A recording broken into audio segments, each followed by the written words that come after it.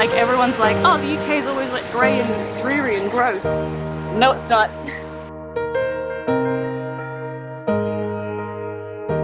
Just general beauty, as always, as everything in Cornwall. Hi guys and welcome back to my channel. If you're new around here, I'm Yvette. I moved to the UK in 2019, so I've been here over a year and I'm finally getting out of London, which is you all like to tell me. So this is part 2 of my British travel series. I guess it's 2 videos and it's a series, but I just went to the Cotswolds, so you can go and check that one out if you want before this or after this. But today we are exploring Cornwall. So one of the best parts of being able to travel in the UK, in Britain, in England, wherever you are, is that you can bring your furry friend. Cornwall is very dog friendly, so Bambi's been having the time of her damn life. So that's been a huge plus. Before I jump into this amazing landscape where we actually arrived yesterday after a long drive. So I'll show you the tiny bit that we managed to get done yesterday before we were completely exhausted. So cut to that.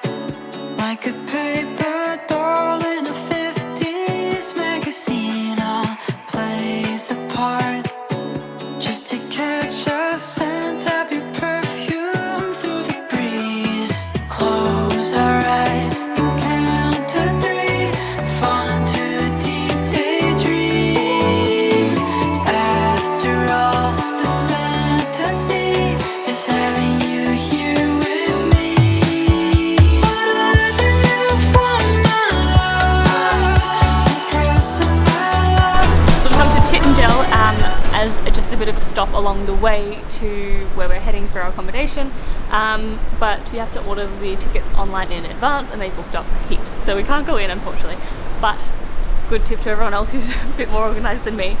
But what we can do is we came down, because the coast is absolutely stunning here regardless, still worth the trip in my opinion, and we came down to the beach because we're going to touch the water. There's a beautiful waterfall, but most importantly we're in Merlin's cave. So the point of Tintagel is that it's got King Arthur roots. So this is apparently where King Arthur was conceived, which is very Game of Thrones, if you know what I mean.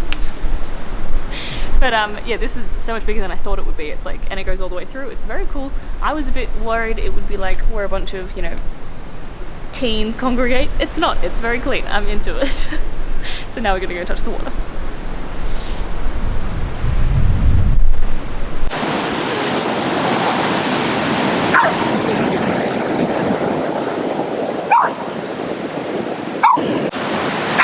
It's like it's hacking. Okay, enough.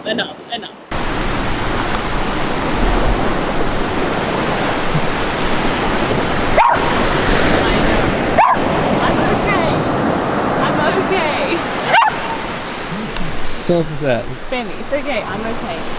So today we have gotten up and we've come down to Cornwallst Cove, which is like just down the South Peninsula. We're pretty fortunate with the weather, might rain later, so we're gonna see how fast we can get through everything. But the water here is amazing, it's so blue. I feel like everyone's like, oh, the UK is always like grey and dreary and gross. No, it's not. Come to Cornwallst Cove, then tell me the UK doesn't have good beaches and is always cold. Yeah, keep in mind there is a cutoff with the low tide, so take the high tide. But the water's so nice, the cove is so good. It's a bit more of a like dangerous spot because you have to be careful with the currents so you don't get slammed into a rock. But yeah, I'm sure you'll be fine.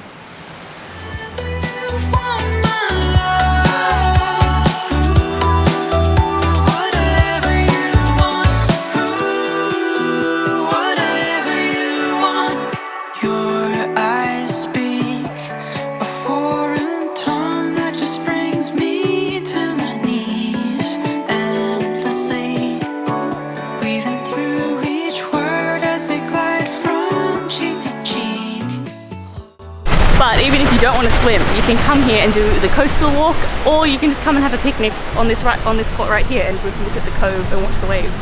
Amazing. Forever always yours to keep.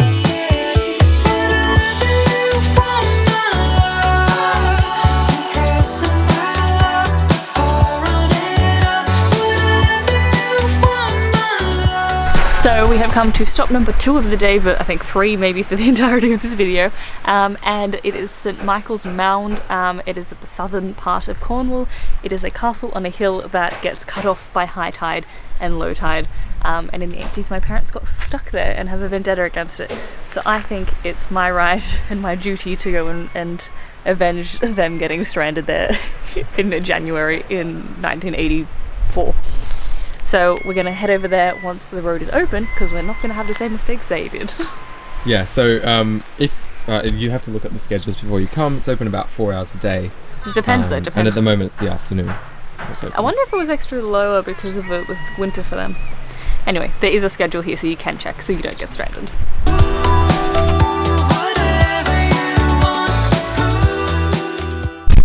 Come back to St Michael's Mound, however, it's open, obviously same thing as everywhere else, online.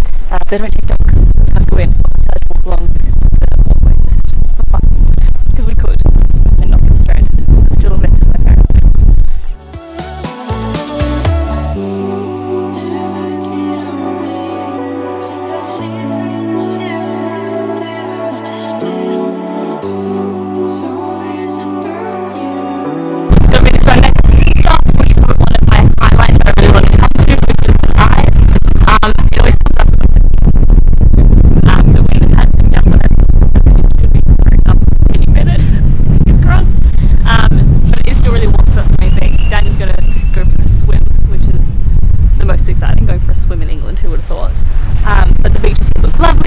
A little town over to my left, which is like a little high street with little like stores, souvenir stores, toy stores, lots of restaurants.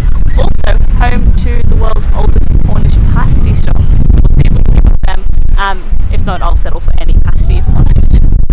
Yeah.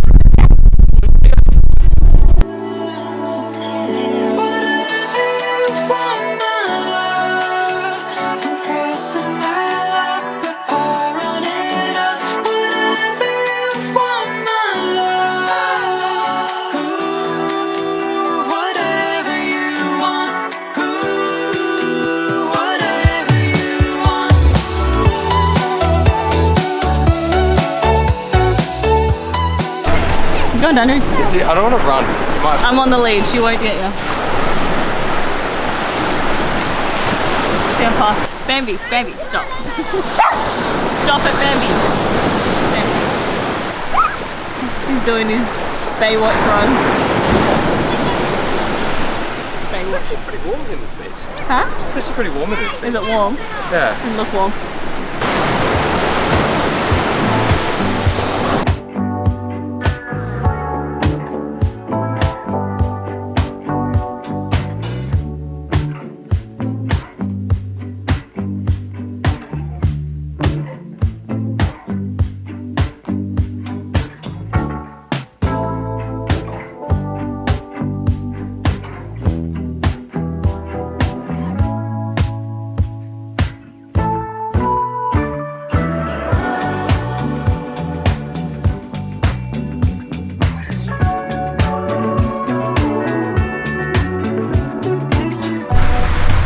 So we got our pasty.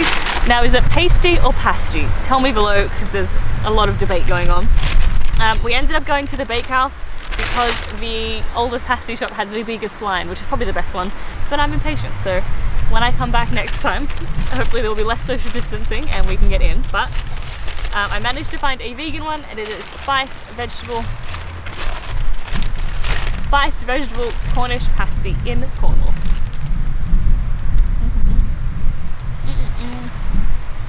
You want some, Bambi? It's so good. The pie crust is really good considering it's vegan. Like normally you can't get good pie crust if you're vegan. Oh yeah, take out the egg, it falls apart. Lots of veggies. Now, bucket list achieved. Imagine if I just choked on camera and died. We're okay. I'm gonna stop talking so I stop choking. You just film it. You want some so bad. One for you, Bambi. Oh, we'll get you something in there.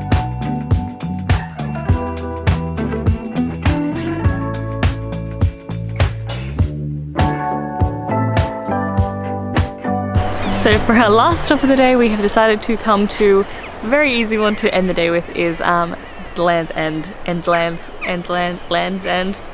It's been a long day. Basically the most southern point of the UK. So Southern and western, I think. Southern and western, most southwestern Yeah, point that. in the UK. I don't think I've been to the most northern. How far are we getting to Scotland? Not into the Highlands. That seems Like, not difficult in- because we it's do all get little Highlands. islands and stuff. Yeah, maybe Bambi counts. She's a Shetland sheepdog. They're pretty far up there. So between us, north and south. But anyway, it is a cool lookout. There's the lighthouse out to sea, as well as like some cliffs and some waves. And just general beauty, as always, as everything in Cornwall. Oi. Time for some dinner and a sleep, and I'll see you in the morning. So it is the next day, it is our last day in Cornwall, and the weather isn't quite as fabulous as yesterday or the day before, so we have decided to come to the Lost Gardens of Heligen, which is like a botanical garden kind of thing, but with some really cool features and sculptures. Like, you walk in and you see a head made out of plants, which is basically the giant's head. So we're going to walk around here and see how many fun things we can find. There's also bees, like a bee hive thing you can look at. What else was there? There's a jungle, all sorts. Mud made, there's heaps. The mud made more sculptures into the sculptures. So let's go.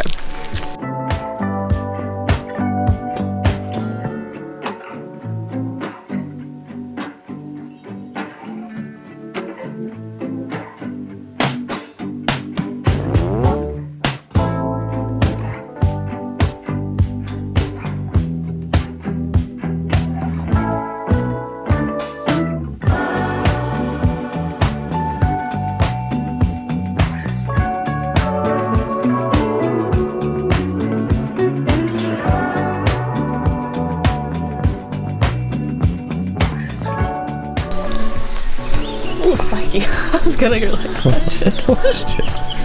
Well, not what you expect. So spiky.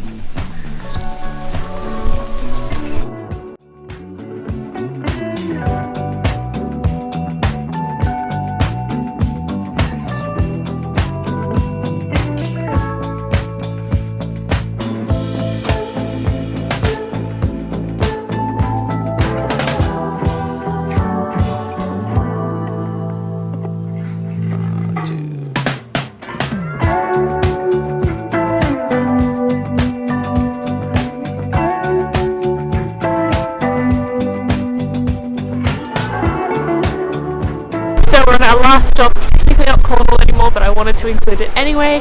We're coming for Durdledore because ever the weather is not fantastic and I have a jacket, so we're not going to do it today. We'll circle back and do a hike here another time because it's a bit closer to home. But rather than just skipping out altogether, so we thought we'd come to the Staycation and Lulworth which you do a really easy hike up to here and get an amazing view of the cove, which if it was sunny this colour would be amazing. But we have to use our imaginations and all our energies. Holding my dress down right now.